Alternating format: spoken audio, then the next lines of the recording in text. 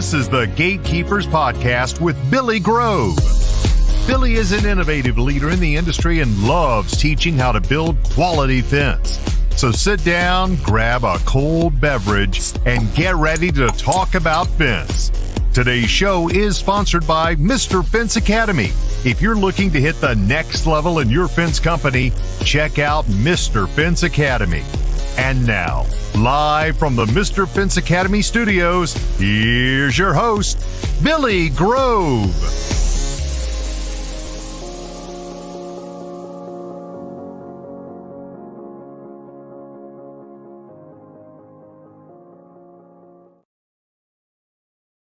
What is going on, everybody? How's everybody doing on this wonderful Tuesday night? What is going on, fence family and friends all around? Facebook, YouTube, all of that.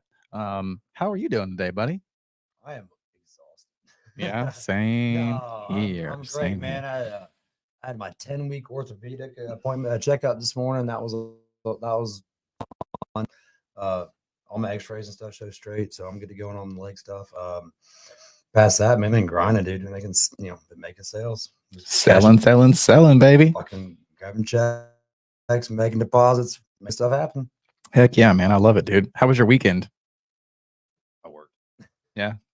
I had the kids up here at the office help me band up pallets just because I had to get them out the house to do something, and Mama was sleeping, so I was like, fuck it. So we went up to the office for a few hours, came up here, cleaned up, and then it was just kind of a chill weekend past that. Nice, Man. man. How about yourself, man? What'd you do? Went to breakfast on Saturday, and then went and finished out something else, or like a little small project that we had still like hanging open from Friday, and then got home, chilled. Sunday didn't do a damn thing. That's about how my Sunday was. Yeah, I was just at the house all Sunday, so that was that. And I'll tell you what I did Sunday that was pretty cool. What I did Sunday was pretty cool was I was with my leg, I haven't been able to do a whole lot of much, but I felt really, really good on Sunday. I was actually able to mess around in the backyard with the kids, like throwing the football back and forth, like dropping bombs on the top of the trampoline. Nice. That was a pretty good time. I was able to walk back and forth in the yard pretty easily this last weekend. So that was a very good part. heck yeah, man. That's great to hear. And I was really happy to hear what your doctor said today as well. That's been the thing about it, because we didn't do physical therapy. Not that I didn't want to, it was just that it wasn't really an option. And here we are at 10 weeks. And he's like, yeah, you don't need physical therapy. And but anyway, it's been hard because I don't know where the magical line has been of overdoing it, not doing enough. And whenever I walked into the damn doctor's appointment today, mind you, like I said, walked without crutches or canes or walkers or nothing. And the lady's like, yeah, you're doing fine for being 8 to 10 weeks. I was like, and the doctor pretty much said the same thing. So it was cool, man. It was a good time. Awesome. I'm just glad to be every day's one day closer to being done with this stuff. There we go. All right. Well, tonight, guys, we have on quite a bit of people. We have on some Demo Day ambassadors, so that way you can put a face to the name of everybody who is setting all this up for the Fence and Security Show in Las Vegas in September. And then we also have the one and only Mr. Brian T. Frederickson on as well, founder of the FWA and owner of Las Vegas Fence. And with that said, we're going to go ahead and bring on everybody, and we're going to introduce them one by one. Just a quick little where you're from, how long you've been in the industry, name, all that stuff. So without further ado, here we go. We're going to get this party started. Oh yeah, man, get this party started. Oh, who's that guy? Brian. Oh, what's damn going it, I forgot on? my hat again. What's going on, Mr. Frederickson? How are you, sir? What's happening? We got Keith What's Pace. happening, guys? Thanks for having me on. Oh, absolutely. We Look got at- Adam Look Sims. at this crew. Boom. And then we got Mr. Chance Roy as well. So Nice. we're going to just take it away the same way I brought you guys into the screen. We're going to go Brian and Colby, Keith, Adam, and then Chance. And you guys just give us a little who are you, where are you from, and then on to the next, and then we'll get on to our actual topics. Hey, what's up, guys? Brian Fredericks here from FWA, and obviously I own Las Vegas Fence. If you follow any stuff we're doing, I got into the fence industry. I was just at Barnes and Noble, and I found a how-to book. It was about 2.5 weeks ago, and I started flipping through it, and I'm like, man, I can do this. No, it's been going on for a while since I was a kid. Probably like a lot of us. I grew up in the fence industry. Yeah, my uncle's fence companies. But obviously, I founded Fence Workers Association in Las Vegas Fence. Probably about 25 years I've been doing fence in the Las Vegas area. But that's pretty much my whole background right there. Nice. And you are sleep, eat, walk, talk fence, aren't you, man? I follow you. I'm like, dude, when do you ever sleep, man? Yeah, I spend a lot of time doing fence. Sleep for a few hours at a time, then I get up and I start posting shit. And then I'm back to sleep for a couple hours. I eat a little bit of food, smoke a cigar or something, and I'm back at it. But I think like a lot of us, man, once it's in your blood, it's in your blood. I mean, we can love it or hate it. We can't get out. As soon as we try to get out, we end up sleeping in our car, showering at with the homeless people at the park or something. It's the only thing I think that I've ever been successful at. And I've tried 100 million things, and it's just no matter what, I end up back at fencing. And I just decided it's just what I'm going to do. Yeah. There we go. All right. Well, Mr. Colby, go ahead, buddy. My name's Colby Bierman. Me and my wife own Corridor Residential Fencing in Cedar Rapids, Iowa. We've been in the industry for 4 years now. We specialize in residential. We do a little bit of commercial work as well. Yeah, we're definitely excited to be a part of this, the Demo Day Ambassador stuff. Heck yeah. All right, Keith, take it away, sir. My name is Keith Pace, Texarkana Fence. I've been in the fence industry for 35 years now. We've had our own company we're in our 18th year. I feel kind of old now.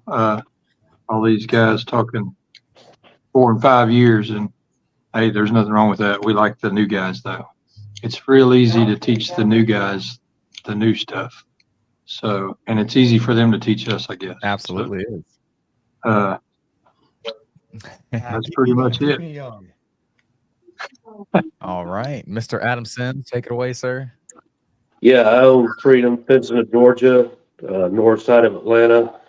And last year we switched over to no dig, 100% no dig, and been kind of working our way through and making all the adjustments as the industry's been changing. So I'm excited to see what that provides at the show, as well as make sure that other areas of the industry are covered, as well as such as the ag fence side. So yeah, excited to be a part of it. Absolutely. Yeah, heck yeah, me too. All right, Mr. Camp Roy. Hey y'all, what's up? I'm Chancellor Cajun Fencing. We're out of Lafayette, Louisiana, and we've been going on almost 5 years. Almost 5 years now. Yeah, really just ready to get this conversation started. Yeah, heck yeah. All right, well, as you all know, my name is Billy Grove. We are out of Pensacola, Florida. Lower Alabama. That's basically what it is. We've been in business for 5 years, right? Yeah, 5 years. 5 years in. 5 years in now. We do a little bit of everything except for commercials. Not our favorite. Dabble in it. It's gotta be the right job for us to take it on. Yeah. But we're not completely no dig. We were. But now we don't turn away money, like period. But 95% of our jobs are like no dig driven jobs. So that's what we do here. I would say we were 100%. So we were 100% no dig last year, but we left so much money and clientele on the so much money on the table. And whenever some things got crazy last year, we realized like we can't just be a one-trick pony and just cool. We have the no dig, but we got to do something else. So we went back to the drawing board, went back to offering no dig, but we also went back to having do the wood installs.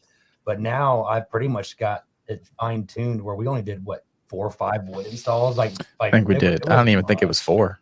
I think it was like three. I was able to navigate the sales process a little bit differently after my injury, and it made selling a driven job so much easier. Heck yeah. All right, guys. Well, without further ado, we are. I'm Corey, by the way. Yeah, Corey Gentry. Hey, Everybody. I got a quick question. Y'all are in Pensacola. Why are y'all like wearing the warmest clothes on this? Like, I mean, it's not. Is it still hoodie weather down there? It must be 60 degrees out. Yeah, it dropped down to 75, 72. Yeah, y'all are cold. Yeah. This is socks under the flip flops weather. They still got flip flops on. They still got flip flops on, and you know it. Yeah. I got my Hey Dudes. I got my Hey Dudes on as well. No, Florida's really weird. So we're having like an extended winter, and it's not. I say extended. Basically, what's going on is it's high 30s, low 40s, and early in the morning. But then by noon, it's 75. Yeah. So we have like a 30, 40 degree temperature drop and change every day. And so Hey, that's pretty much global dress for, warming. you know, Global warming. it's been like that. I've born and raised here in Pensacola. It's got the same every time. Every year. Yeah. So that's what's going on, man. It's fine in the middle of the day, but in the mornings and at nighttime, it gets a little bit cold again. So I'm like, all right, hoodie weather. But our cold and y'all's cold is totally different. Way different. Because like we used to have so much humidity and moisture in the air, and it's night and day difference of cold. It really is. Lafayette strong. But all right, guys. So yes, sir. Yeah, there we go. Lafayette strong. So we're going to get into a couple of things that we're going to be talking about, and that's going to be demo days, guys. So basically what this is anything and everything basically that you can think of, from forklifts to pounders to nail guns to different manufacturers' products, is what we're trying to get set up out here. Like, Brian, what's the square footage of that out there? It's about 20 acres. So our first plan was dividing it up and having, 20 acres. So the first part of it was dividing it up and having some of the, first thing we kind of built it around was and we've got the temporary fence maze. So we're gonna have a maze out of temporary panels, and those are being brought in by Z&D, I think, still. So we're gonna build a maze out of that, and then we've got some booth space outside, with it to be a little bit more gapped. It won't be so close together, so people can kind of go beyond there, drag some panels or whatever they're gonna be building out there, and tools, and be able to walk around the booths rather than have one booth right next to each other. And then we're going to be doing a lot of the education training, and then we're just working really hard on everybody in the team here is working hard on it. We want to bring the tools and the equipment, be able to fire it up and listen to it, listen to the pounders and watch the pounders go in, do some testing and some competitions, and hopefully even in the ag industry, get some of their competitions out there that we're talking about. Just a whole different experience to bring some people that wouldn't maybe even have came to the show in the first place, that can now come and experience our shows because they wanted to see some of this equipment. And I think that's what we were missing for a long time, was the tools and the equipment we use every day. And we are hammering and talking to, everything from DeWalt to Milwaukee. I'm not saying that they're 100% there, but these are the people we're talking to get those tools and stuff that we use every day out there for all of us to actually try out, and some of the new equipment and some of the new tools that we wanted to see. It'll be kind of interesting. We'll kind of see how this thing comes into fruition in the end, but I think it's going to be cool. And then I know everybody else has been working hard on it. I heard talked about a like concert stage. Yeah, I was trying to do here's my vision when I first imagine this. I'm thinking like a country music video almost in my head. And I'm thinking an 18-wheeler with a band up there and fireworks shooting off behind it. And I'm talking about trucks with tailgates down, and we're all hanging. I mean, this is literally my vision. And then I start getting the feedback from the property, the hotel and everybody else. And apparently I can't just throw a party wherever I want in Las Vegas, and have everybody peeing in jars. They won't let me do it. But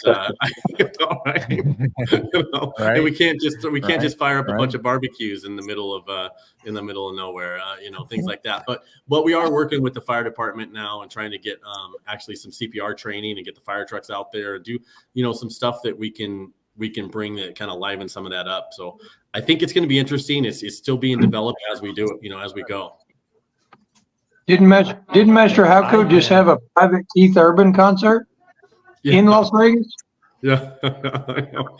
Yeah. I'm just a little bit shy of the Master Yeah. Helco budget. I heard you booked Kid Rock already, Brian. What the hell? Yeah. I got a bunch of people booked. I just don't know if they're going to show up.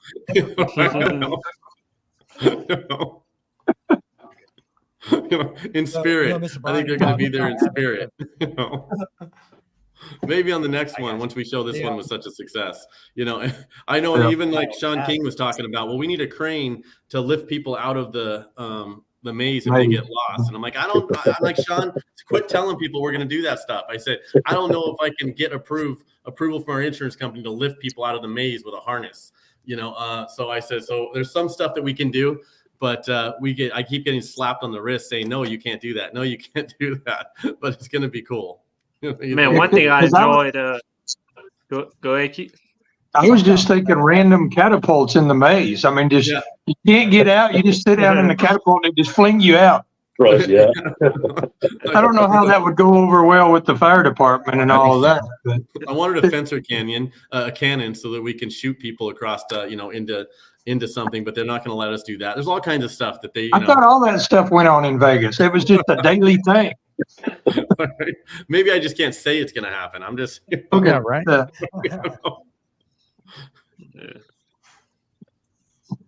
One thing That's I did great. enjoy That's from the great. AFA was how they did that live. All the podcasters went live on on Facebook and stuff. That was pretty cool. Yeah. I think I sat there and watched the whole thing. Yeah. I figure that's I like probably a that. given. I don't think we'll have trouble getting podcasters there. Yeah, I think that we'll have more media coverage, even with us. No. We're going to be doing more. So, It's tight. yeah, and we're going to have Well, it more set up. Yeah, more organized when it comes to that. So we'll Right. have everybody Mike hopefully in Intense places. cage fight. Yeah, that's what we need. See, everybody's got an idea, right? Until I got to get it insured. Yeah. Yeah. Hey guys, will the insurance cover this? Yeah, but that would be cool. Isn't that Great. what they make these cages out of anyways? A little bit of chain links, Oh, Yeah. Absolutely. That's how they make it out of. Oh, Right? axe throwing. Because you've ever been to an axe throwing place? Every single one is divided off by chain link.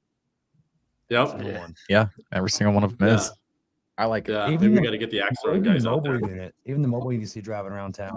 Yeah. is the chain link. But Mr. Brian, I think I don't want to hit on a different subject too much, but you're talking about having the firefighters out there and having stuff. I think having even just a basic CPR, first aid, trauma class, something of that nature could absolutely come in handy, especially as they were saying for the younger crowd. A lot of younger people don't know much about, not even younger people, a lot of people in general just don't know how to take care of themselves. They get put in a situation, maybe themselves or possibly their coworkers or their teammates.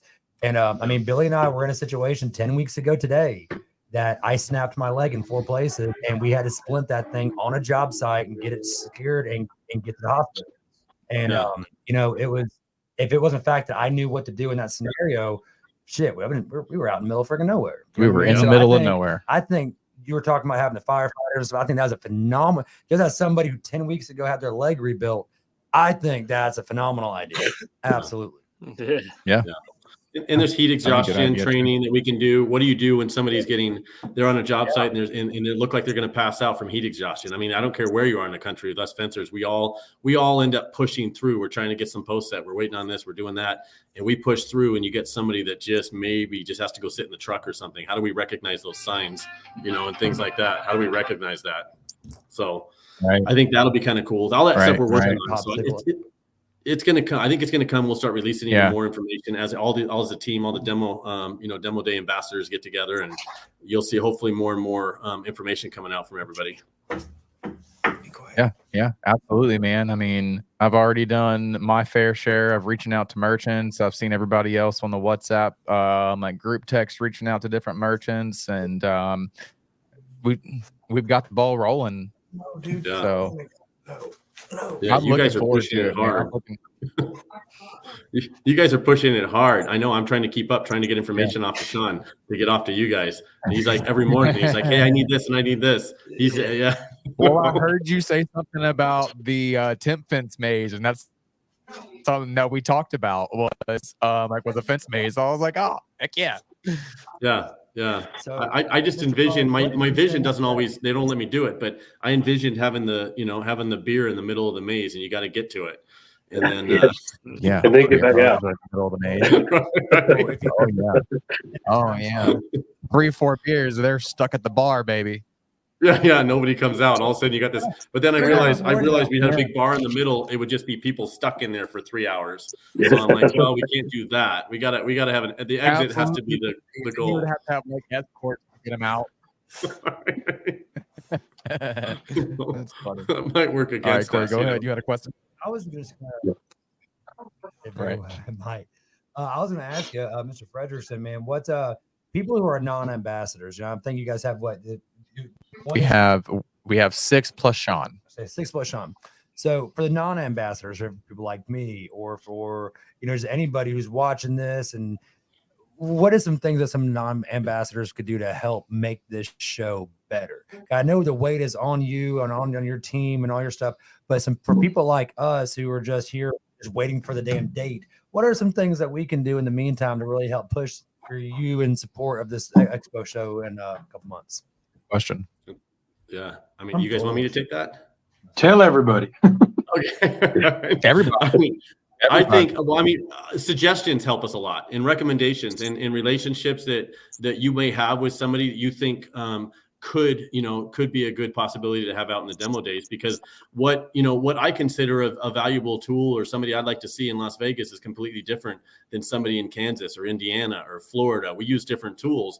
You guys do a lot of no dig. I'm not even sure if just a regular pounded post is considered no dig, or if it has to be this no dig system. I don't do any of that stuff. I don't do any residential. So the tools are completely different. And the people we'd want to see, some part of the countries, they're really big on Milwaukee. Some are big on DeWalt. Some are, some want Bosch, some want this. So if you want to see more jackhammers, and if you know your local supplier that you get your tools and stuff from, if you could contact them for us and put them in touch with one of the ambassadors, that would be huge. That would be a huge, benefit for us, because we're just kind of like, we're watching our social media and we're doing shouts out. But I think I'm assuming everybody would love a suggestion. Hey, who can we reach out to? Or if you could break the ice for us, so we're not just like calling up and trying to reintroduce ourselves. That's huge for me. If there's like somebody can relay, hey, I gave your information to John, over at DeWalt, or because we all have relationships. The more people that are putting things in their ears, the more likely they are. Planning, more stuff grows. Yeah. Absolutely. Yeah. I mean, I've already reached out to Bobcat. I know Colby has reached out to Bobcat as well. Yeah. But and a couple different other people, but like Bobcat was already like, oh yeah, man, we already know about it. It's up in the higher ups. So I was like, oh sweet, okay, Yep. all right, well, just let me know. Yeah. I love it when we're walking around an expo and I stop in and somebody's like, I heard about you guys. I was, someone else just mentioned this to me earlier on today. It's like a complete icebreaker. I mean, then we can just kind of flow into a conversation where we can get more detail about, what we're doing and about demo days. I would agree in that there's only 6, 7 of us. As many as that may sound like, that's not very many to cover an entire industry and all the assets and facets that it provides. So anything that you guys want to, or that the community wants to throw at us and remind us, because we're, like you said, we're going from everything from Bobcat down to different nail guns and everything in between.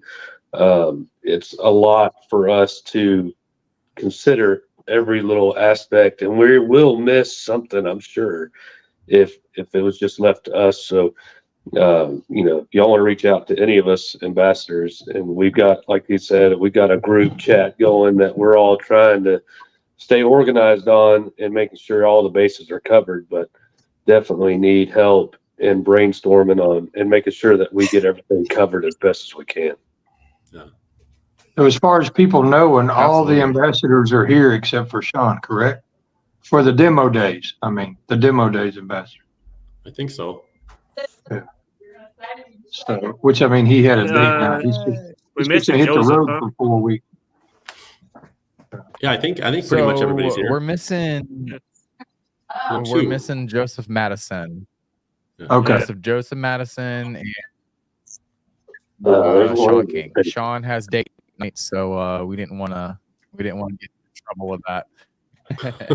Well, for the viewers, I know they're putting faces to names, but that way they can put names to the ambassadors. Yeah. That if they have the ideas to throw Yeah. out, you know, these are the people to hit, Absolutely. including Yeah. Joseph and Sean. Yeah, I think I'll reshare this Sean too King. as many times as I can with everybody's links to everybody's names on there, so that everybody knows Yeah. to click on it and who to get a hold of. And then whenever we're all done, I'll go back and I'll edit the description and I'll tag everybody in it, so that way it'll be like quick for you, Brian. That way, all you have to do is just share it. Awesome, even better. Yeah. Yeah, there we go. Good. So Chance Roy, you've been quiet down there, man. What you got like going on? So For everything, I you got actually any, like big ideas that you're. well, what happened with me was I reached out to Country Estates Vinyl, and man, they were down instantly. Yeah. They were like, man, who do I pay?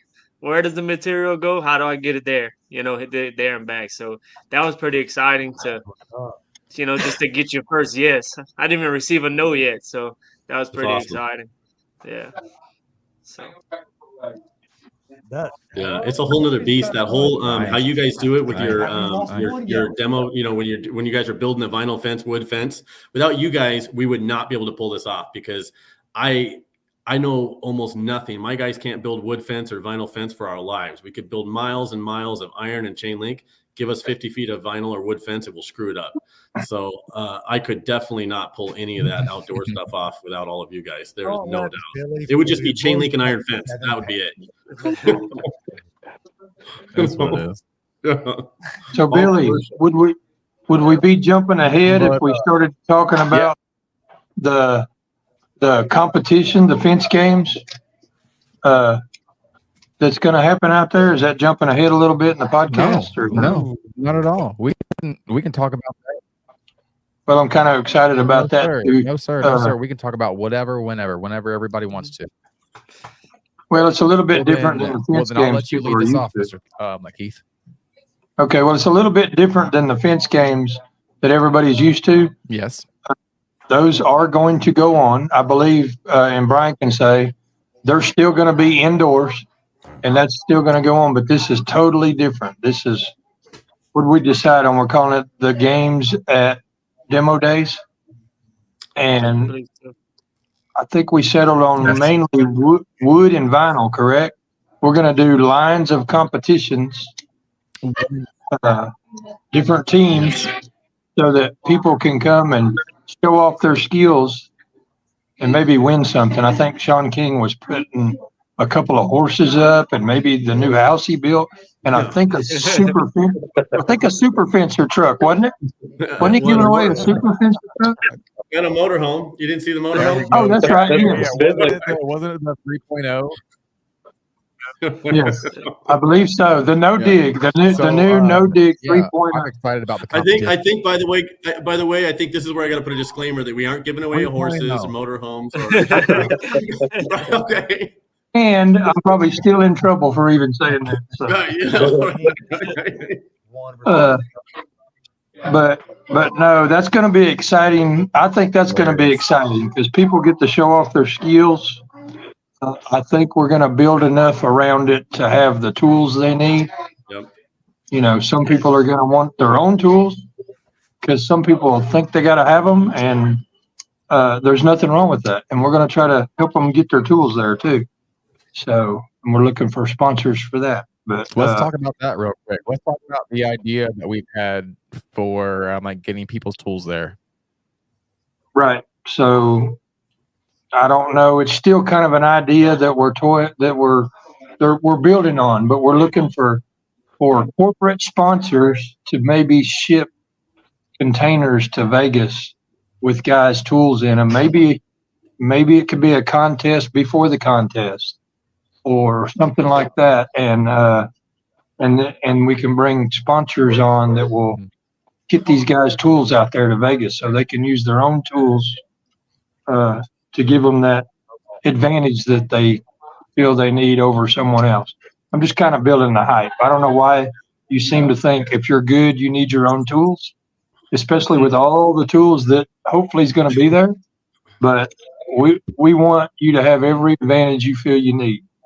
So we are looking, hopefully we're going to build a program for sponsors to get people's gear out there. Why do I feel like I'm going to go to Las Vegas Fence one morning? There's going to be a big old container blocking my front of my gate. Whole yard's full. Probably will. Probably will. It's gonna say. I don't know. You said we got 20 acres. Brian, I got 20 Brian, acres. Well, I feel like there's going to make some room for some containers if you guys pull that off.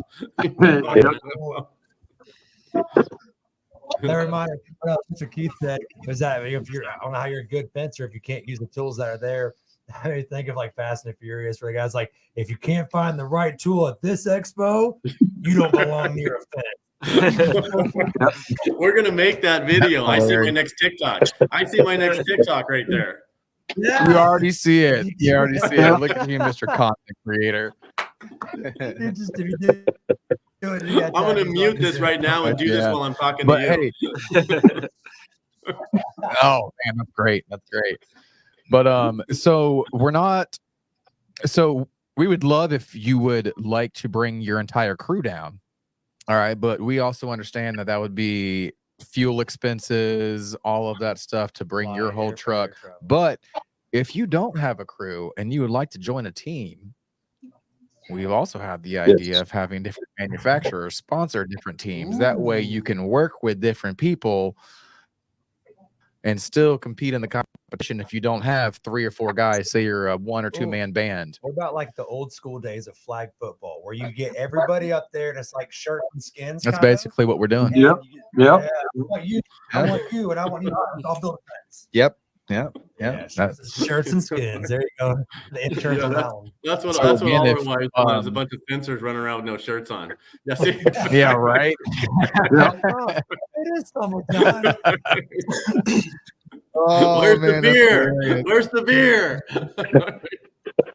It's in the temp fence maze, right? That's right.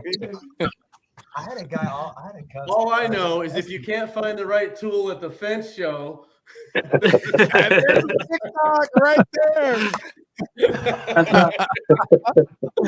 All right, that's awesome. I love it. I love it. Oh man. And all I can see for all the corporate sponsors is just huge opportunities everywhere. I mean, y'all need to jump all over this. You could sponsor a team. You could sponsor getting material, having your material there. You can sponsor getting teams' tools there. I just see opportunity. If you're a corporate sponsor and you're listening, you need to be reaching out to Brian or somebody right now and say, I don't want to miss this opportunity.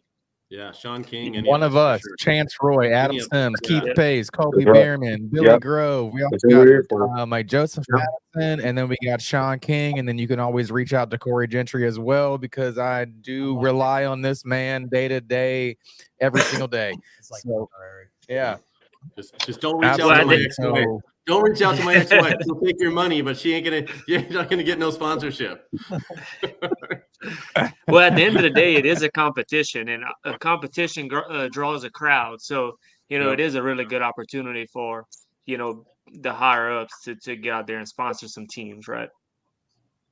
absolutely, and not just that, but let's say we can even delve into this further, and we can go for the vinyl side. We can say, which product is easier to install. We can have certain different vendors out there. Which one does the consensus like to install better? Which one looks better? All of that. Not that we're gonna, give them an F-bomb or anything like that, because we're, trying to make them come to our show. Love you, vendors. But there's also an idea. I'm just spitballing over here. Yeah. I mean, how many opportunities will you have that many different vendors or material in one spot, to test? Right. Yep. Absolutely, the vendors, the materials, the tools, not all that. It's the people. It's the people that are going to be coming from all over. The To see the networking. very first outdoor, like this is gonna be pimping, man. This is. Yeah. I think if you're a vendor and you pass this opportunity up, man, you're missing out. This is gonna be cool. This is gonna be the start of something huge from here. The fence community is not going to be the same after this expo. Yeah. I think that's safe to say. I know we have the thing going.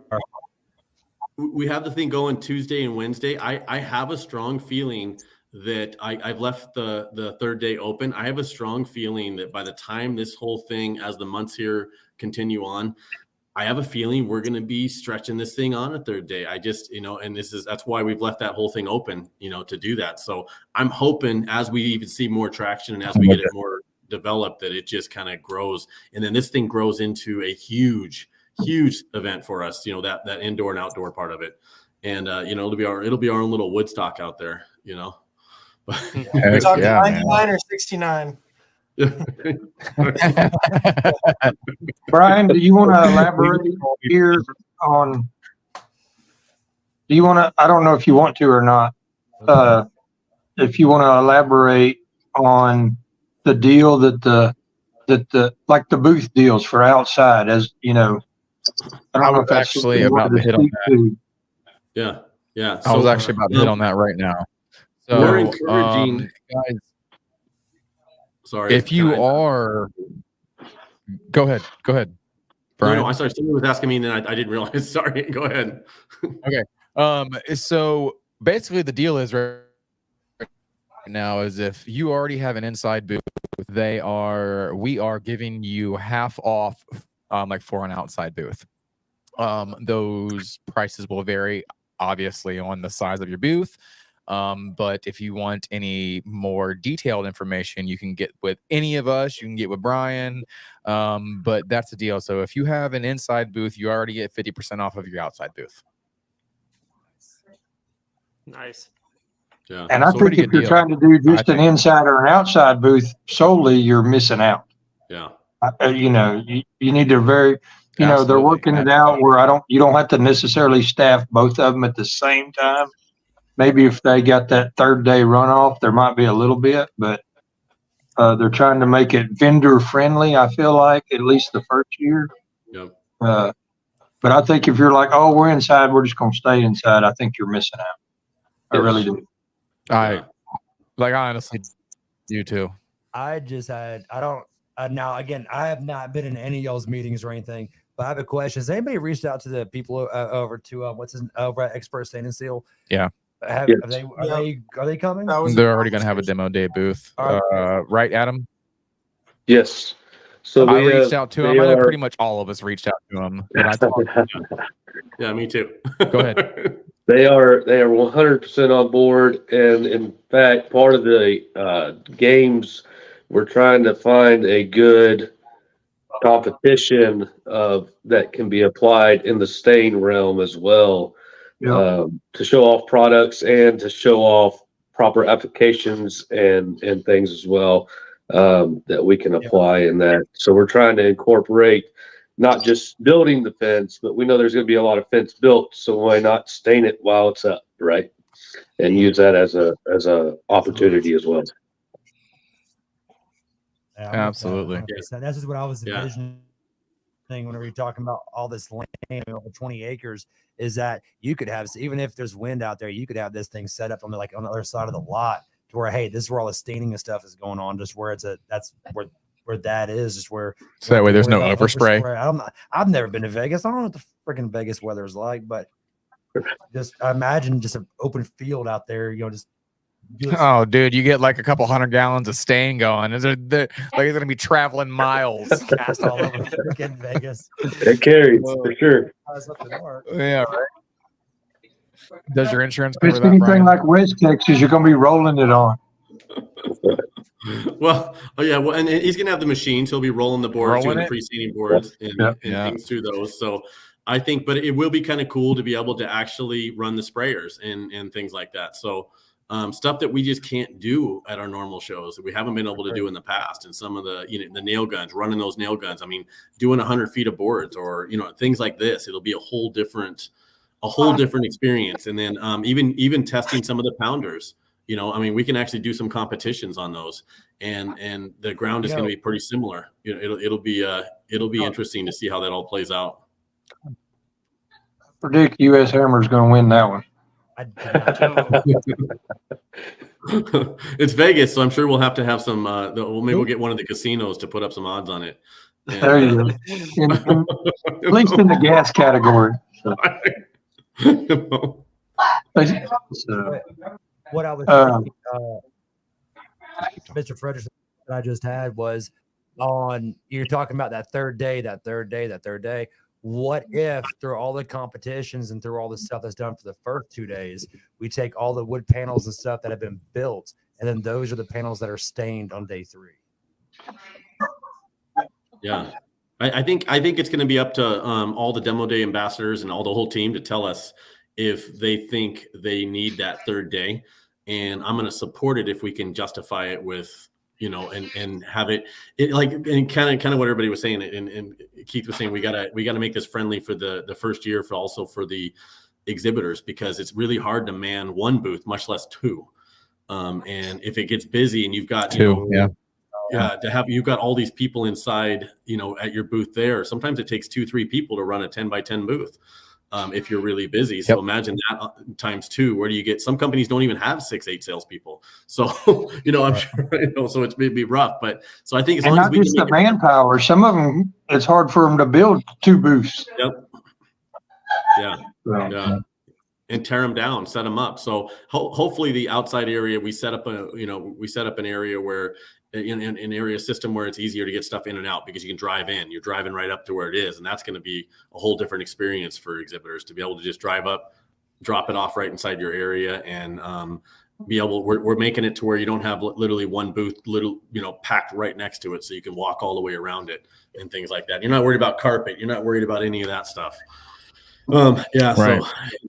So it's going to be interesting to see how we pull this off, but I think we will. Everybody's excited about it. And I get more messages about demo days. Even when I'm walking around trying to find people to exhibit at our show, when I'm going to the other shows, even you get some people, they're like, I'm talking to them and they got their phone out. And I go, oh, we're doing demo. And they're like, you're going to have stuff outside? So we can have our equipment outside. All of a sudden they're interested. So I think it's going to be interesting to see the energy that we're going to have out there. Yeah. I'm excited to see all of the big machines. I'm excited to see every single brand of big machines and how we're going to fence that off and have it to where people can actually get in and test these machines out. I'm excited about that part. That's going to be cool. Like a bunch of big skid steer races or lifts and stuff like that'd be cool. Yeah. Yes. And I don't know if people know that completely, or not everybody, or I think we should mention it in every podcast that gets talked about. What we mean by demo days is this is not necessarily like some guy from Bobcat demonstrating a Bobcat. Like, this is trying to happen where you can get in the Bobcat and operate the machine yourself. I mean, that was the goal of this, I believe. Yep. So for the people that think you're just going to stand around and watch, which you are, or you can, but you can also operate all this equipment. And that's the goal of it. And I think that should be reminded to the viewers every time it's mentioned in a podcast. Yep. Yeah. That would definitely help with demo days. Yeah, as long as the manufacturer allows it, and obviously if there's any equipment that requires any kind of licensing or certification, that's going to be at the whatever the manufacturer decides he wants to do, at their discretion and stuff like that. But I feel like I'm always doing disclaimers, huh? But that's the goal. That's the goal of demo days, is for the fence guys to be able to try the equipment. Yeah, use an auger, use the pounders, use if there's a Bobcat out there and the manufacturer is going to let us set up, move stuff around, pick stuff up, and even the attachments on the Bobcat, thing like that. It's going to be fun to get on some of that equipment and use it. You may find out you don't even like that type of joysticks and handles. and even the hopefully the ag guys bring out some of their their remote control equipment where they put remotes on these Bobcats and remotes on all these stuff. So you can I'm actually looking see- for one of those ProTech pounders. yeah, I'm looking for one of those ProTech pounders. I actually sent out a Facebook message to Luke Gibson. yeah. He hasn't read it yet, but I was like, "Hey, man, I'm really interested in getting your Ecotech pounder out of demo Yeah. days." He hasn't read it yet, so I mean, we'll see. But I personally want to play with it. I want to. Yeah. That thing is And awesome. we were just talking dude. to Luke Like, the other day. I mean, it picks up posts for you. It puts them down for you. It pounds them for you. All you got to do is walk behind it and play with the joysticks. Yeah. Yeah. It's pretty cool. So, If you ever seen one in I action, am looking forward to actually seeing if he. Go ahead. yeah, if you get a chance to go to one of the I've East never Coast seen Fence one. Rivalry or Like, one of those, it's cool. Are you still there? oh Back? yeah, you just Okay. got back from one of those the last time I interviewed you, didn't you? The Fall Fence Forum, and then we East Coast lagging Fence on Rivalry. Wi-Fi? They're pretty cool shows. Yeah, absolutely. I would love to go to one of those. I would love to see some of those ad guys do their stuff. I really want to see some of the wire tying though, because I am Oh yeah, super, sure.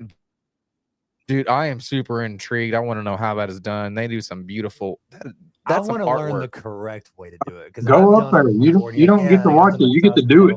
Yeah. Mhm. And like you pull it around. I went to the first I'm with two. that. That's and something not something I really want to offer. What's that, sir? I went to the first two, and I don't know if it's a timing say? thing or whatever, but I've been trying to get back to every one since then. They're amazing. Yeah. Yeah. These guys are hands-on. They'll teach you how to do those Yeah. knots, the bicycle handle. And it's a blast if you haven't done it, man. And they are some of the most friendly, open people in our industry that you could possibly imagine. I mean, it's an incredible experience if you get a chance to go to one of those and you're sitting around campfires. I mean, you are just one of the family by the time you're done with one of those. Right up our alley. shows. For people talk about the networking in the fence industry. Go to the Fall Fence Forum and Yeah. just check out the networking. It's amazing. Yeah. And that's kind of where the fence industry started. I don't know, for a while, those ag guys got forgotten about, and I don't know how or why. That's an amazing group of guys. Yeah. Yeah. Um, It was fun. I had a good time They're going to one- those. Yeah, both of them that I went Okay, to were just it was a lot of the same guys that went to both. So you meet one at the other, and I remember they'll sit down and spend hours with you teaching you how to do ties and how to do the knots and things like that. It's and they see that equipment in action. It's like every time I see one, I feel like these machines came from Mars and they're like drilling holes because it is when you see one operating for the first time. And it's one guy running one of these machines and he's building like 1,000 feet of fence a day. And I'm like, I got entire crews that build Yeah. like 100 a day. You know, Yeah. and it's in the middle of nowhere, and I promise you won't regret going. yeah. You will not regret going up there. And he's built that place to where, I mean, last time I was there, I think they had 10 RV camper hookups, maybe more than that. I mean, it's set up for that show, and it's you won't regret going. If you get a chance to go. Land your plane, anything. Yeah. Oh yeah, you can land your plane right there. Isn't that like the land of like we're all airplane pilots? Yeah. Yeah. He flies to work every day. I think he lives like, I don't know, 5 minutes away. And I'm pretty sure he still flies to work every day, and lands in his field. Is it L.A. Gibson or is it Luke Gibson. Yeah, Luke Gibson. Yeah. He goes by L.A. Gibson on That's Facebook. Yeah. Okay, I know. I remember. I recognize that name. Yeah. Yeah. I've seen his wife Leslie in Nashville. It's good to I had see a her. non-ambassador. There we go. Hey, would you guys mind if I ask a non-ambassador question for Mr. Adam Sims? Go ahead. Yeah, what you got? Mr. Adam Sims just kind of goes into the podcast. Yeah, this kind of goes into our normal podcast question style. Style. You mentioned earlier that you are now 100% no dig. How is Yes. that working for you? And what styles of no dig are you doing? Are you doing like the Kings Plus? Are you doing Postmasters? Are you doing galvanized pipe with brackets? What all you got going on? So we transitioned to 100% no dig for a few reasons. One was that we were not happy with the wood. We are in a pressure treated pine market down here. That's basically all that we have to install. Cedar is not something that we have readily available in our region, and so pressure treated is what we have to work with. Because of that, how the history that pressure treated has and the stigma that comes with it, and it's gotten worse. And so that was our main focus, was our post. We were getting lots of callbacks with movements and warping and it not lasting as long. So we transitioned to the Postmasters that we were driving at the time. And then Sean showed up with the iPost, and we jumped on board with those for the aluminum. That was kind of like our missing piece to the puzzle. It has worked out really well for us. The biggest challenge. Say it one more time.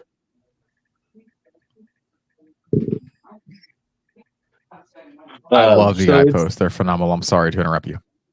No, you're good. Yeah, they're great. They're great. So we love that we don't have to carry the 80-pound bags of concrete anymore.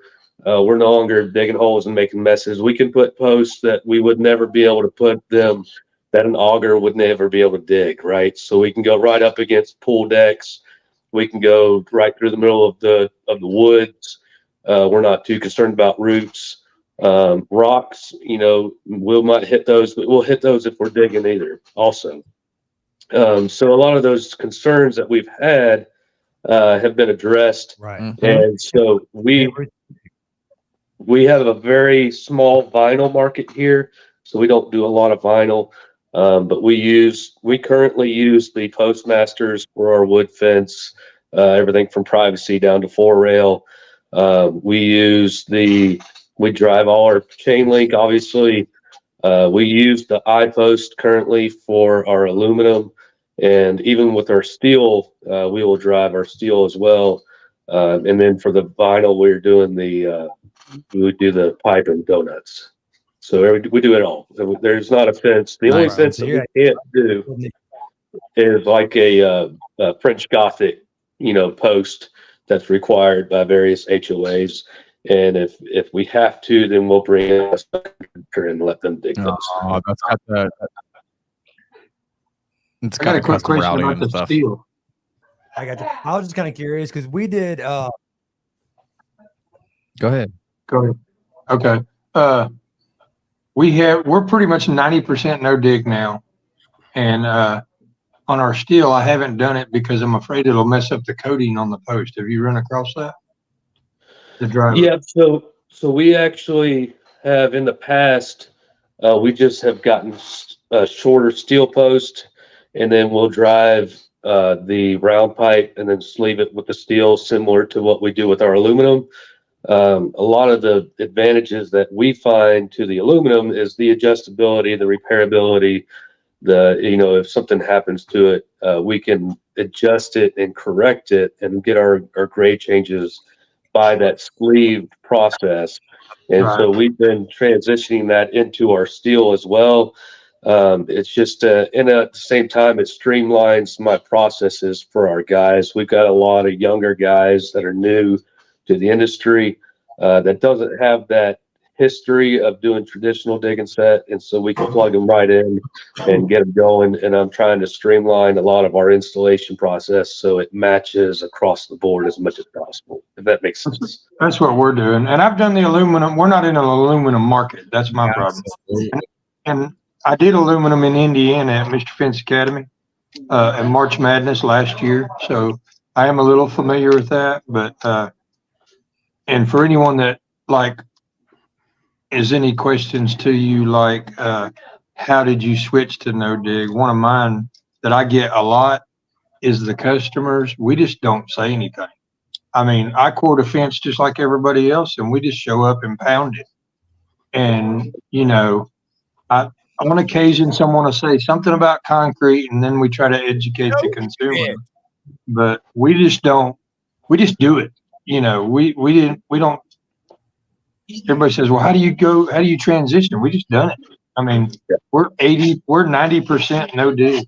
So I tried it, and I mean, we don't do residential, so obviously that's more on the residential side. But we did it around. We do it on some chain link. The most we can drive is a 1 5/8 full weight post, and we 45 the ends, and then we have to use big pneumatic equipment. The gas powered ones don't get it down hard enough here. Yeah. But one of them, man, we have contractors boards we deal with and the licensing and all this stuff. So I did it around this one, and I ended up in front of the contractors board, and it was just a big pain in the butt to justify it. And it was, I ended up winning, but that's only because the property owner didn't show up to one of the meetings. But and I think that's where they lose me when everybody starts talking about the no dig and all this. Is we need to be more clear. It's a good fit for my area if I'm in this area and this area. But I think that the reason I have a hard time supporting those generic things when people say, hey, this is the way to go, this is the way we go. Well, we could get people in trouble by not making it clear that, hey, you may, if you pulled a permit and they want footing inspections and they want this, I live in an area where it takes 3 to 6 months sometimes to get a permit for the very same fence we're talking about driving that down in, and they want to do a footing inspection, on ours. Yeah. So we got to dig the holes, call it in, and they want to look at the footings, and then we do a final inspection after that, and they come out and do it. And we have a contractors board with a disciplinary board where it's like a courtroom, not like it is a courtroom where they got a district attorney in there, and you'll stand in front of them, and this $3,000 job, you could $10,000, $12,000 in penalties, and you might have to rip it out and redo it. So we got to be, it's a whole different ball game where, when, like, even in Nevada, I can't just go and pound all the posts everywhere I want. I don't, and this is where the restrictions you get when everybody says, oh, I wish I had license, I wish I had all that. We cannot innovate at all. I don't care if there's a better idea. You know how you guys have the freedom of saying, hey, no, I'm going to do this. Not and I'm at going all. to use this kind of nail. Right. Yeah, you can't do it here. So that's where the no dig stuff becomes difficult for me to get. And it's a lot of work to try to get the building departments to allow us to do it. So I've been building since 35 years. And this was, so I'm an old school guy. Yeah. So this was easy for me because I'm open to that. And there's areas that you can do it. And there's areas that you cannot. And there's areas that you're going to have to do both. Yeah. But I believe for someone where I think people are, I hate to use this word, but I'm where I think people are stupid is not giving it the opportunity that it deserves. You should try it. Look, I don't, I'm old school. Right. I dug a lot of holes. I started building fence in the Carolinas, and we also drove a lot of posts, I've been building fence 35 years. I've probably drove, not completely, but I've drove posts for 30 years of it. Yeah.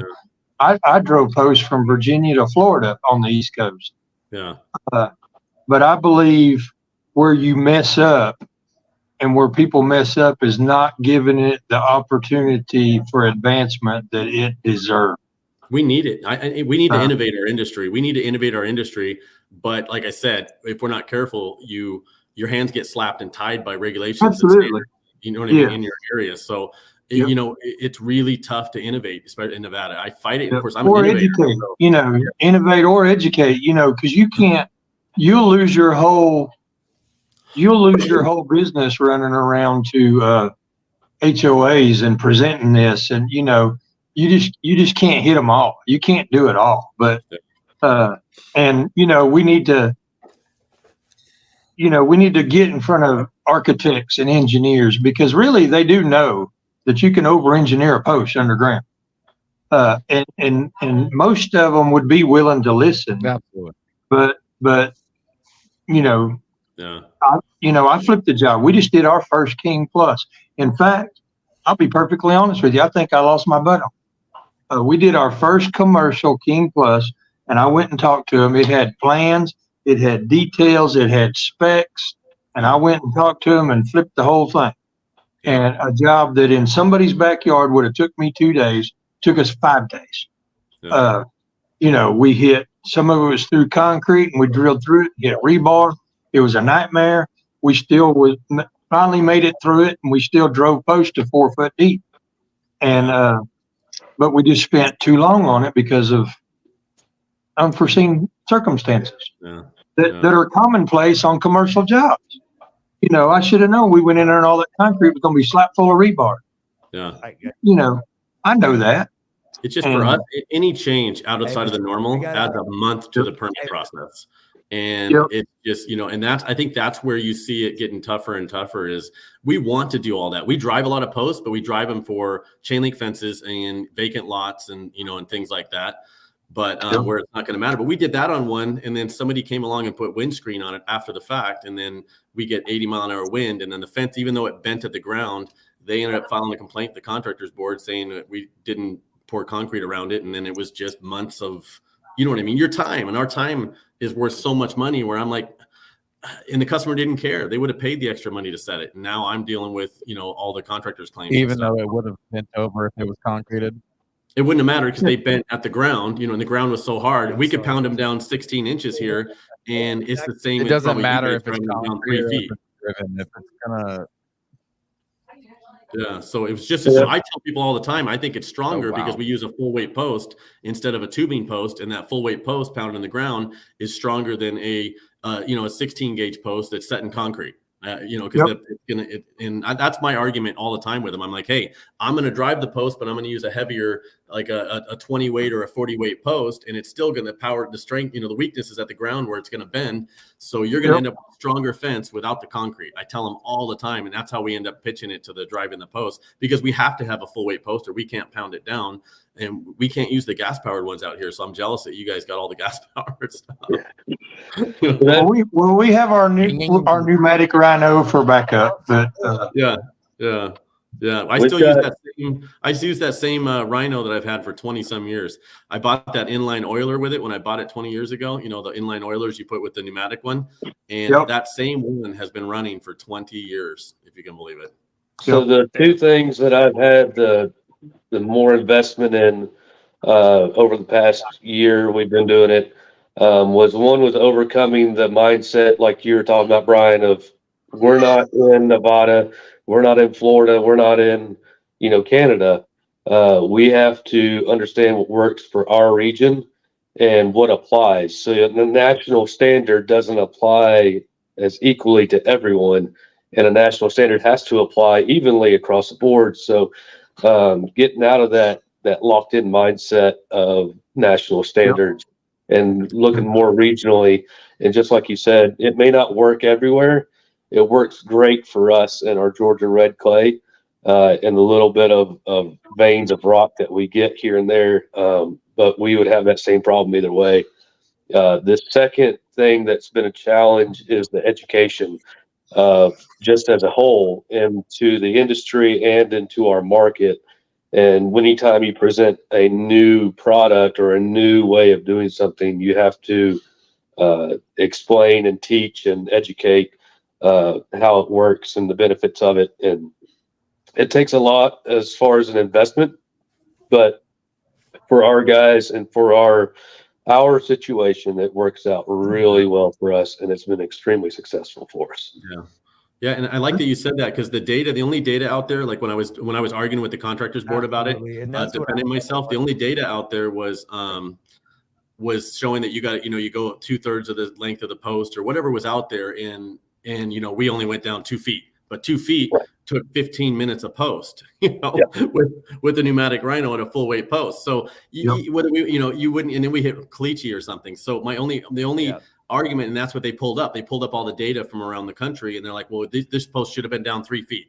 And I'm like, well, yeah, in certain areas, but you know, in Nevada, it didn't need to go down 3 feet. And but the problem is we don't have any data to back that up. All we have is the generic data for the entire country. Right. So I think if we could figure out how to get to regional stuff, then that would be huge. You could say, hey, this fits our area and this fits our area. So I'd like to see more people saying, I'm in this state and this is what, this is a good fit for our area. And by the way, we don't have to pull permits. We don't have to get footing inspections. We don't, that's the stuff that has to be taught. Because if you get somebody that just got a license in one state that requires all this, we could also get that guy in trouble by saying this is how you should do it because he's not following the local codes and what how they're building fence around the area. Well, I mean, that's where that disclosure comes in. Yeah, that's where that's honestly though, man, you can't take somebody else's fault for not doing the homework of where they live. I mean, there has to be a certain point where it is that owner's duty to know what the laws and the rules are in that certain municipality and in those certain city and like zoning. Like absolutely no. The no dig has its place, and I believe that a lot for at least for the residential side, it is the future of fencing. Just because you need less stuff, it's in and out half the time, and I mean it's a great upsell. It's a phenomenal upsell. I mean, I think I've already sold $90,000 this year for Postmaster installs. And it sells itself if you know how to word it. And I like what Seth said there. You talk about different regions, different areas. Here in Northwest Florida, we have to go to. Go ahead. Go ahead. We have to go ahead, Keith. What'd you say? You like what Seth said? Sorry. Agreeing to agree in a professional manner is the best. Well, my problem is, or not my problem, my mindset to this is it ain't about agreeing or disagreeing. You see people that say, oh, that won't work here. How do you know? You hadn't tried. And I'm not telling people go out and buy a $4,000 post driver for it not to work. Look at what we're doing in the industry. And the post driving companies, the post driver companies, Titan, Rhino, US Hammer, they're all out here. They're out here with us in social media, the way we are growing as an industry. I'm not saying go out and buy a 4,000-pound driver. The only reason we're not pounding. Yeah, go ahead. Yeah, right here. The only reason we're not pounding because we haven't given it a hands-on shot. Things change. Innovation is good. So absolutely, Mr. Seth, show up for demo days because you're going to be able to get hands-on on every type of driver, every type of postmaster of driving pipe, of I-beams, of hell, I'm sure we can even get the cattle guys out there. We'll be driving T-posts as well too.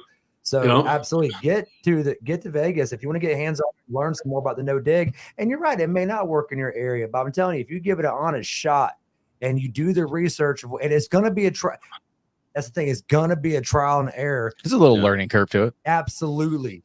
And like, for instance, for like the companies that went 100% no dig, there's a hellacious learning curve on it. Absolutely. From times, and it may not work great for you, but I'm going to tell you what, if you give it its due diligence, you put the time to know the numbers, you put the time to learn, to train your team, a no dig system can absolutely has its place as a top tier install. Brian, I'd love to send you the video of me trying to pull out a Postmaster with our Bobcat MT100. It's on our Facebook page. Like it's on our Facebook page. I literally today, I pulled out a 12-inch wide by 42-inch wide footing that was belled out at the bottom at 54 inches wide with 7 bags of 80-pound concrete. Dude, that's so much concrete on those damn posts. I pulled that out easier with my Bobcat, like MT100, than I did the driven post. Yep. And I am not even lying. Like, I pulled it out easier one try, and I destroyed this Postmaster. And I had to get it up on its tippy toes and drop it halfway down just to get the Postmaster out. Yeah. Hey, Brian, no, I think a post at 2 foot in the ground, drove in the ground in Nevada, is stronger than one in concrete. I will testify to that any day. Like I was telling you earlier, it's a stronger fence if we drive a post in the ground here. In fact, US Hammer came over to my yard before the last show. It was when they were talking to him. They drove a T-post in my yard in the asphalt, and it's still there. I couldn't get it out.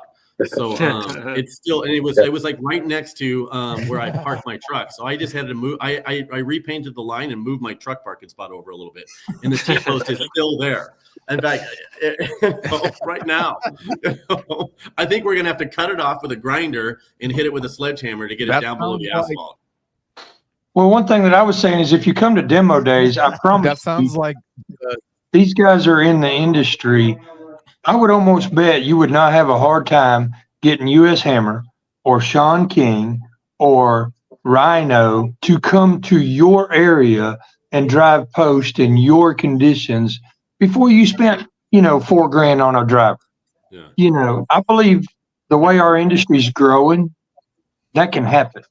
Yeah. And I believe, it would start at demo days. Come to demo days, talk to these driver manufacturers. I believe they want to come out to your area and drive some post. I really believe they do.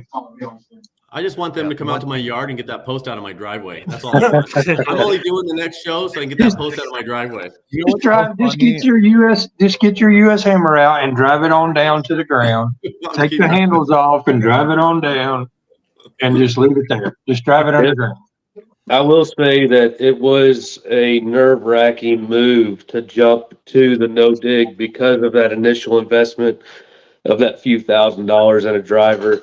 In our area when we started, we're still one of I think there might be 2 of us in Metro Atlanta that still are doing it, but there was no drivers nearby to go rent, right? It was all or nothing. We somewhat jumped in. We were able to go down to Florida and meet with Mark Olson and buy one of his used drivers and kind of lessen the hit. But it still was a multi-$1,000 investment that is not an easy thing to make, especially for smaller companies that don't have the capital. However, even like somebody, I think the guy before Seth had said that, you can rent one driver, but you still need the adapters. There's a barrier to entry that needs to be gapped. But if you can find somebody in your area like us in Atlanta, if you want to reach out to me, I'd be happy to come out and demonstrate and let you use our unit and kind of feel it out and see if it's something that you even think you would even consider before you go making that jump into it. Give us a holler. I know other companies like Keith, probably the same way. You'd be happy to have somebody come out and just get a feel same for way. it. Absolutely. Give us a shout. We are all for. I run the No Dig Facebook page. That's something that we started to not only grow the idea to learn, because again we were brand new into it ourselves back then. I'm sorry, I probably post too much crazy stuff on there. But this realm, the no dig realm of the industry, is for residential. I understand, ag guys, y'all have been doing this for decades, and y'all are the godfathers of no dig, and we have got a lot to learn. But for the residential version of it that we're discussing here today, it is a very quickly changing industry. Even just in the wood, you've got the big players might be the Postmasters versus King Plus currently. And then you've got the old round pipe with the wood to steel adapters. Aluminum, you've got round pipe with the donuts versus the I-post versus everything else. And so there's a lot to learn and a lot to test and use. And but I think most of us that are getting into it, that have jumped in with both feet and have made that investment, are also more than happy to help anybody else that wants to consider it as well. And it's the future. I mean, you might as well face it. It's the future of our industry. Just like it's really and truly the history of our industry with the ag guys. I'm going to go out before anybody gets there. And I'm going to go down about 6 inches. I'm going to pour a sheet of concrete where everybody's going to be comfortable, and then cover it back up with dirt. And I'm just going to let the cameras roll. And I'm just going to let the cameras roll and watch all of these guys just sit up here going, why won't it go down? That's what he's not telling us. On this 20 acres, it used to be an Amazon warehouse. It's an And there's asphalt. really concrete under there, and they just put some dirt on top. That's it. Oh, I It's don't the know. old runway, and they just topsoiled over the top of it. There was a casino there at one time, and It's the same. You know what? Ironic. I know they dug it up because it's the same place where they did the American Ninja. Do you see American Ninja Warriors? Yeah. Or whatever Yeah. it was in Las Vegas. It's Warrior, the same yeah. field. yeah, that's It's cool. the same place. Where I got videos of it all dug up. So unless they did something after that, I don't know. I do want to throw out there, I don't know how long this podcast lasts. This is pretty good, hour and a half, but I believe in the King Plus, and we're going to have a King Plus training. I think Done. I get to grace this podcast next week too, talking about our training on King Plus coming up in March. You Uh, do. You do. So, You do. We're That's going to gonna talk be a all good about thing. that. So I believe in it, and I believe it works, and I believe it's the future. Yeah, we've got another company, Wiggly Fence, up in Absolutely is. Tennessee that Mr. comes Brian, one down. thing before we close it This is tough with 6 people in it, isn't it? But he comes down to help us on our larger projects, and he's a believer of the No, I King know. Plus. Yeah. We just haven't gotten around to trying it. Honestly, we Yeah. haven't tested it yet. So we do the Postmasters currently, but I'm definitely intrigued and want to give it a shot one day. Well, we did Postmasters, and then we got to where we couldn't get them, and I was like, and that, just like I'm a firm believer in the shark hinge. If you do wood and you don't know what a shark hinge is, it's an amazing hinge, but there's issues in getting it. I don't know if they still have the issues because we've adapted another system. We didn't have no choice. Sharkians? I feel like you just made that up. Yep. Sharkians. Shark hinge. Hinge. Oh, hinge. Shark hinge. Okay. All right, If you do a lot guys. of wood, it's an amazing hinge, but We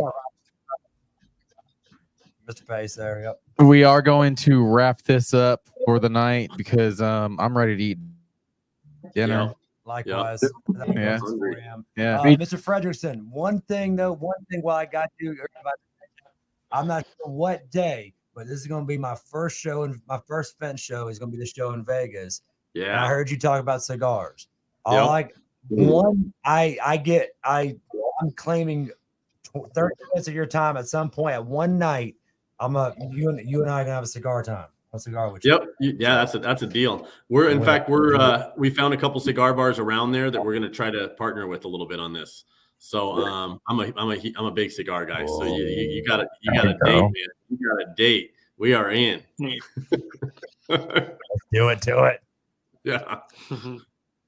All right, guys. Well, I'm going to appreciate you guys for coming on awesome. and like talking about demo days, and we're gonna do this again because we need to get the word out and we need to get as many vendors and as many sponsors as we can to make this thing awesome for everybody. Thank you, Mr. Brian. Thank you, Colby. Yes, Thank you, sir. Chance. Thank you, Adam. Thank you, Mr. Keith. Keith, we will see you next week. And other than that, y'all have a wonderful rest of your Tuesday night. All right. Guys, y'all take care. Thanks Appreciate so much. you. All right. Thanks, guys. thank you for having us. Thank you, everybody. Later, guys. Mr. Brian, you gone. And you gone. Bye. That was fun. That was a few moments of intensity right That was there. intense, huh?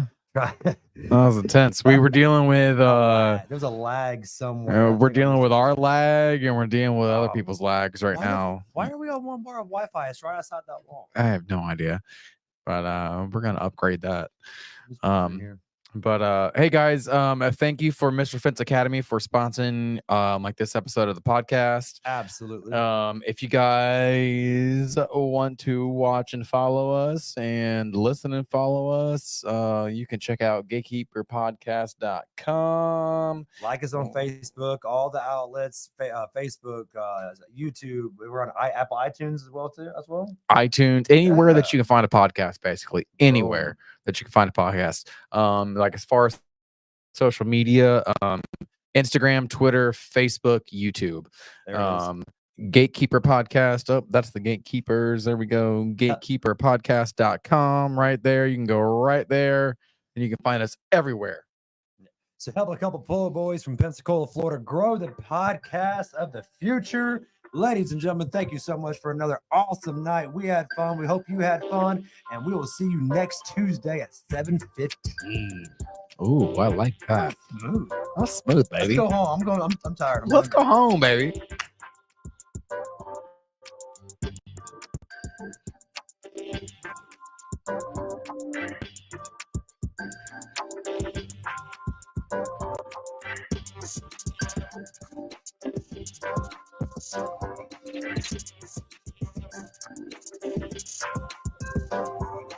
home.